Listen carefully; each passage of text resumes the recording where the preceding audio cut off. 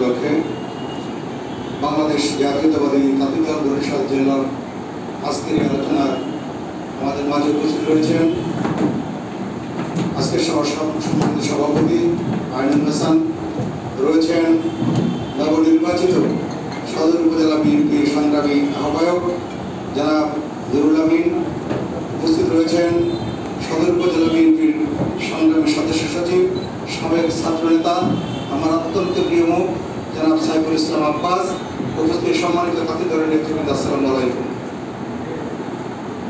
আজকে আমরা যে মরহুমের রুহের মাগফিরাত কামনার জন্য এখানে উপস্থিত হয়েছি। উনি তাঁতি দল কেন্দ্রীয় কমিটির যুগ্ম আহ্বায়ক। আজকের যে আয়োজনটি আমরা এখানে দেখতে পেলাম, এটা কিন্তু খুব একটা ভালো আয়োজন রয়েছে বলে আমি মনে করি। এটা অত্যন্ত দুঃখজনক, হতাশাজনক। সদর উপজেলার 10টি ইউনিয়ন থেকে যদি কমপক্ষে প্রেসিডেন্ট, সেক্রেটারি, সাংগঠনিক সম্পাদক এই 3 জন করে আসে, তাহলে 30 জন। জেলার সিনিয়র নেতৃবৃন্দ যদি থাকেন এখানে, তাহলেও কিন্তু আরও 30 জন, 60 জন হওয়ার কথা। সংগঠন করতে হবে, তার সারা কাজ করলে কিন্তু চলবে না। এখানে আমি যারা রয়েছেন তাদের দৃষ্টি আকর্ষণ করে বলবো, ভুল থেকেই শিক্ষা নিতে হবে। আমাদের আগামী পথ চলা অত্যন্ত কষ্টকর। নুরুল আমিন ভাই বলেছেন প্রতিটি ঘরে ঘরে যেতে হবে। প্রতিটি ঘরে ঘরে যেতে হলে তো ঘরের কর্মী দরকার, দলে নাকি? কর্মী ছাড়া ঘরে যাবেন কীভাবে?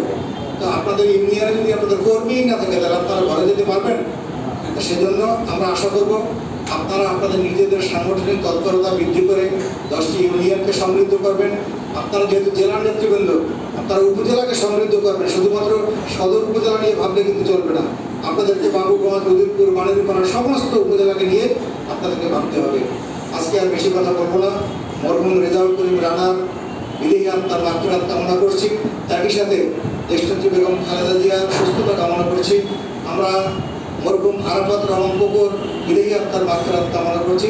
সর্বশেষ আমাদের প্রতিষ্ঠাতা, বিএনপির প্রতিষ্ঠাতা শহীদ রাষ্ট্রপতি জিয়াউর রহমানের মাগফিরাত কামনা করছি। আসুন বন্ধুরা, আমরা সকল মরহুমের প্রতি শ্রদ্ধা জানিয়ে আজকে আমাদের এই দোয়া মোনাজাত পরিচালনা করব। আজকের এই ছোট্ট পরিসরে হলেও যারা এই আয়োজনটুকু করেছেন তাদেরকে বরিশাল জেলা বিএনপির পক্ষ থেকে ধন্যবাদ জানিয়ে আমি আমার সংক্ষিপ্ত বক্তব্য শেষ করছি। আল্লাহ হাফেজ। বাংলাদেশ জিন্দাবাদ।